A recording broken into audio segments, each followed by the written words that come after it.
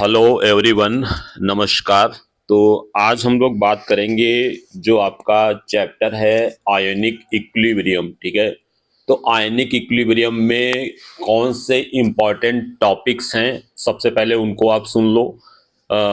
सबसे ज़्यादा जो इम्पोर्टेंट टॉपिक है वो है KSP, यानी सॉल्युबिलिटी प्रोडक्ट। ठीक है, जो भी हम लोग निकालते हैं सॉल्ट्स का, स्पेरिंगली सॉल्युबल सॉल्ट्स का, वो वाला बहुत इंपॉर्टेंट है कॉन्सेप्ट। मतलब सॉल्युबिलिटी प्रोडक्ट से क्वेश्चन आना तो आप समझ लो 100% तय रहता है लगभग। ठीक है, तो उसका जो फॉर्मूला मैंने बताया था KSP निकालने का, x की पावर x, y की पावर y और s की पावर x प्लस वाई, अगर कोई सॉल्ट है ना AXBY टाइप का। ठीक है, दूसरी जो चीज है वो इंपॉर्टेंट है बफर सोल्यूशन। ठीक है, अक्सर क्वेश्चन बफर सोल्यूशन से आता रहता है, तो वो इम्पोर्टेंट है। और तीसरा जो टॉपिक है वो पीएच निकालना। अब वो स्ट्रांग एसिड का हो सकता है, स्ट्रांग बेस का हो सकता है, वीक एसिड, वीक बेस, या इनके मिक्सचर का हो सकता है। ठीक है, चलो एक बार मैं चैप्टर को आपको रिवाइज करा देता हूँ शुरुआत से। ठीक है, तो सबसे पहले हम लोग इस चैप्टर में बात करते हैं इलेक्ट्रोलाइट क्या होता है। ठीक है, तो इलेक्ट्रोलाइट वो चीज है जिसको पानी में डालने पे वो आयंस में ब्रेक हो जाता है। ठीक है, अब इलेक्ट्रोलाइट आपका स्ट्रांग हो सकता है और वीक हो सकता है। स्ट्रांग इलेक्ट्रोलाइट का मतलब क्या है, जो पानी में जाके आप पूरी तरह से आयंस में टूट जाए, जैसे कि स्ट्रांग एसिड और स्ट्रांग बेस और जितने भी सॉल्ट्स हैं ये सारे स्ट्रांग इलेक्ट्रोलाइट में आते हैं। वीक एसिड और वीक बेस आपके वीक इलेक्ट्रोलाइट में आते हैं। ये हमने आपको क्लास के अंदर चार्ट बनवा रखा है, स्ट्रांग एसिड कौन सा होता है और वीक एसिड आपका कौन सा होता है। तो उसके अकॉर्डिंग जो स्ट्रांग एसिड स्ट्रांग बेस हैं वो स्ट्रांग इलेक्ट्रोलाइट में आएंगे, weak acid weak base weak electrolyte में आएंगे, और जो आपके सॉल्ट होंगे वो सारे आपके स्ट्रांग में ही आते हैं। ठीक है, इसके बाद में अगर हम बात करें चैप्टर में, तो पीएच से मामला स्टार्ट होता है। तो पीएच निकालना, ठीक है, नॉर्मली कोई एसिड दिया है सोल्यूशन तो उसका पीएच निकालने का तरीका आपको फॉर्मूला पता है, pH is equal to minus log H plus. ठीक है, H प्लस का कॉन्सेंट्रेशन। ठीक है, अब बात आती है कि जैसे दो एसिड को मिक्स कर दिया गया है ना, या दो बेस को मिक्स कर दिया गया, तो उसका फॉर्मूला कैसे आपका बनता है, या दो स्ट्रांग एसिड और दो स्ट्रांग एसिड को ऐड किया गया, या दो स्ट्रांग बेस को, या एक स्ट्रांग बेस और एक स्ट्रांग एसिड, इस टाइप से। तो उसको करने का तरीका मैंने कुछ इस टाइप से बताया था, M1V1 n factor 1 plus M2V2 n factor 2 अपान में V1 प्लस V2। अगर एसिड है तो H प्लस आयन की कॉन्सेंट्रेशन दो एसिड को ऐड करेंगे तो इस टाइप से निकालते हैं। ठीक है, M1 क्वेश्चन में देगा, n फैक्टर मैंने बताया है तरीका, है ना, कि अगर HCl है तो 1 होगा, H2SO4 है तो 2 होगा, H3PO4 है तो 3 होगा, और इस टाइप से वॉल्यूम वगैरह देगा V1 V2, तो आप पुट करके निकाल सकते हो। ठीक है, इसका एग्जांपल्स आप कॉपी में देख लेना। चलो अब अगर हम बात करते हैं कि कोई स्ट्रांग बेस है तो उसके लिए भी यही तरीका रहेगा, बस एसिड के लिए H प्लस निकलता है, बेस के लिए OH माइनस निकलता है।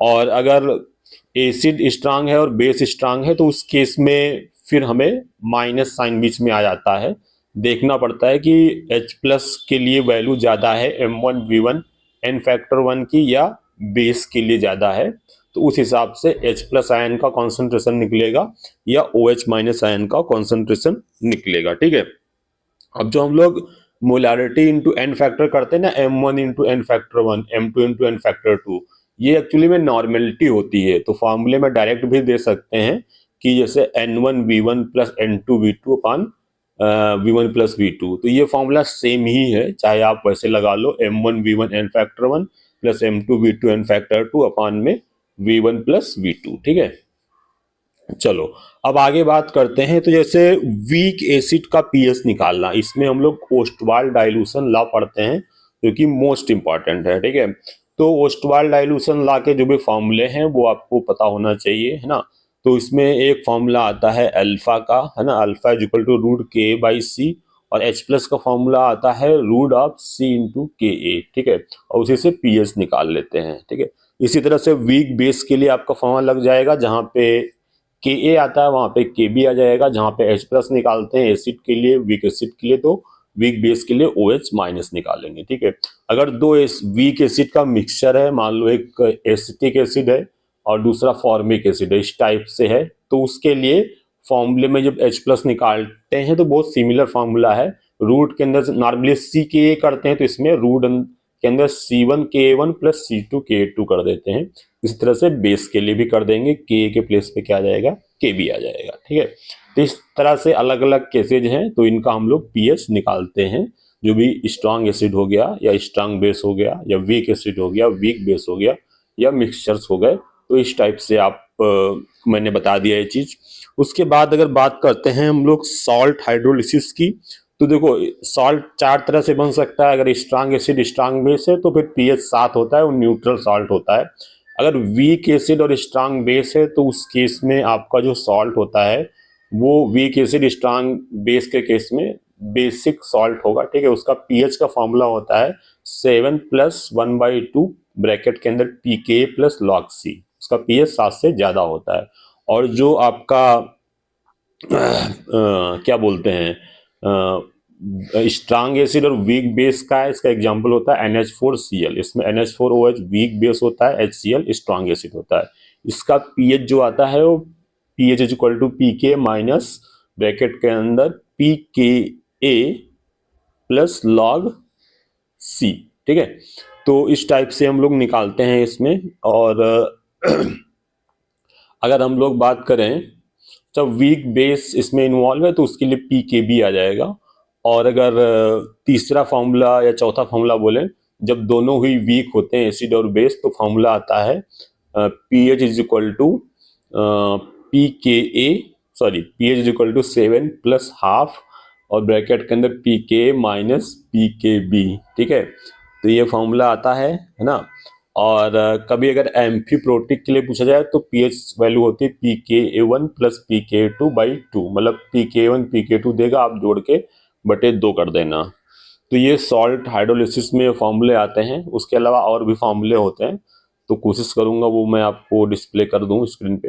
अच्छा, इसके अलावा अगर हम आगे बात करें तो बफर सोल्यूशन होता है। बफर सोल्यूशन क्या होता है, जो मतलब ऐसा एक मिक्सचर है जो कि जिसमें अगर कोई हम स्ट्रांग एसिड या कोई स्ट्रांग बेस ऐड करेंगे तो वो थोड़ी सी मात्रा में ऐड करेंगे तो वो अपने pH को चेंज नहीं होने देता है, ठीक है। तो ऐसे सोल्यूशन को बफर सोल्यूशन बोलते हैं, ठीक है। क्या हुआ, जैसे कि एसिटिक एसिड हुआ CH3COH प्लस CH3COONA, ठीक है। Acetic acid plus sodium acetate, इसका मिक्सचर एसिडिक बफर होता है। इसमें अगर आप थोड़ी सी मात्रा में कोई एसिड ऐड करोगे तो वो, या बेस ऐड करोगे तो उसके pH को चेंज नहीं होने देता है, ठीक है।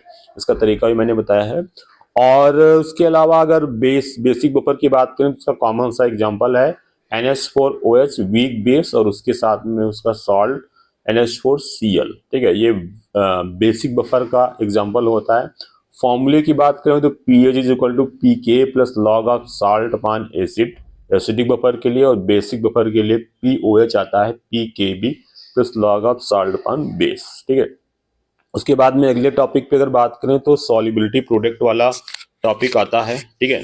तो सॉल्युबिलिटी प्रोडक्ट अपने आप में बड़ा जबरदस्त मतलब इंपॉर्टेंट है एक्चुअली में। तो सॉल्युबिलिटी प्रोडक्ट निकालना ही बड़ा आसानी होता है। KSP = आपको बता दी रहे, कोई अगर सॉल्ट है AXBY टाइप का, ठीक है, तो वो आयंस में जाएगा, है ना। X × A बनेगा और Y × B बनेगा, ठीक है। चार्ज अकॉर्डिंगली आ जाएगा, A पे आएगा Y+ और B पे आएगा X-। इस टाइप से आप लिख के करोगे समझ आएगा। तो इसके लिए जो फॉर्मूला बनता है ना, X⁻X × Y⁻Y × S⁻X+Y, तो इससे आप सॉल्युबिलिटी प्रोडक्ट निकाल सकते हैं, ठीक है। इसमें एक हमने क्वेश्चंस कराए थे कुछ पार्ट वाइज।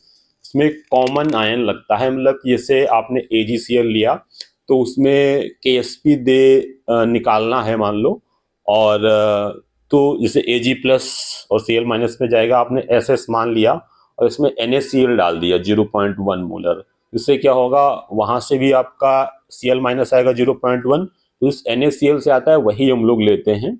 और जो AgCl से Cl- आता है S, वो नेग्लेक्ट करके सॉल्व करते हैं, ठीक है। इस चीज को किया होगा तो आप समझ जाएंगे। तो यही सारी चीजें हैं इस चैप्टर में, है ना, जो कि इम्पोर्टेंट है। एक बार फिर से बोलूं तो KSP वाला कॉन्सेप्ट कर लेना, मतलब सॉल्युबिलिटी और सॉल्युबिलिटी प्रोडक्ट वाला। दूसरा आप बफर सोल्यूशन वाला कर लेना। तीसरा अगर पीएच वगैरह आप अच्छे से कर लो एसिड वगैरह के और उनके मिक्सचर के, तो अच्छा रहता है। बाकी सॉल्ट हाइड्रोलिसिस में अगर फॉर्मूले याद रहें तो अच्छी बात है। और बाकी इधर उधर से थोड़े बहुत क्वेश्चन आते हैं, एक आध, अगर 90% बात करें तो हमने कर ली है। चलो ठीक है।